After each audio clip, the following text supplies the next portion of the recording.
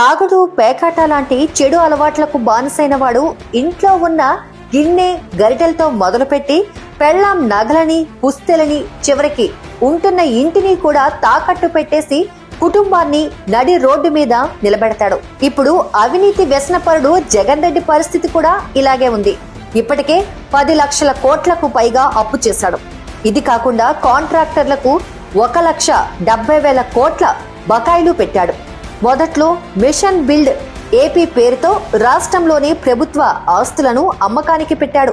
చివరికి తుఫాన్ షెల్టర్లను కూడా అమ్మేస్తారా అని అప్పట్లో హైకోర్టు ఆశ్చర్యపోయింది. పోనీ బిల్డ్ ఏపీ అన్నందుకు ఏమైనా కట్టాడా అంటే ఒక్క ఇటుక ముక్క కూడా ఎక్కడా వేయలేదు.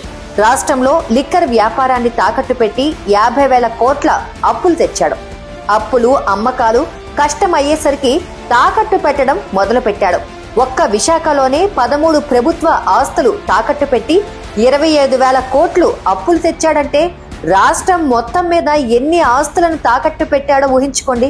తాజాగా 370 కోట్ల కోసం గుట్టు చప్పుడు కాకుండా రాష్ట్ర సచివాలయాన్ని కూడా హెచ్డిఎఫ్సి బ్యాంకుకు రాసిచ్చేశాడు.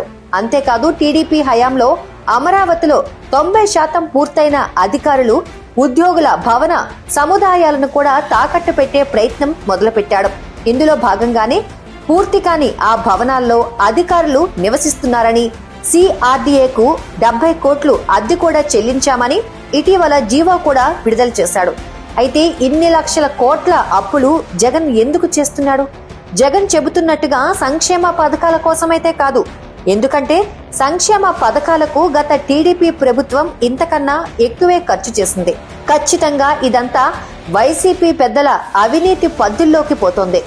ఒకవేళ జగన్ చెబుతున్నట్టుగా సంక్షేమ పథకాల కోసమే ఇన్ని అప్పులు చేస్తున్నాడని అనుకుందాం. ఇప్పటికే అప్పులు, అమ్మకాలు, తాకట్లు అయిపోయాయి. ఈసారి మళ్లీ జగనే అధికారంలోకి వస్తే పరిస్థితి ఏంటి? అంటే సంక్షేమ పథకాలు ఉండవన్నమాట. ఒకవేళ ఉంటాయనుకుంటే డబ్బులు ఎక్కడి నుంచి తెస్తాడు? ఈసారి మీకు తెలియకుండా మీ సొంత ఆస్తులని తాకట్టు పెడతాడన్నమాట. లేదంటే ఎడాపెడా పన్నులేసి బాస్తాడు. కాబట్టి ప్రజలారా ఇంకా మీరే ఆలోచించుకోండి.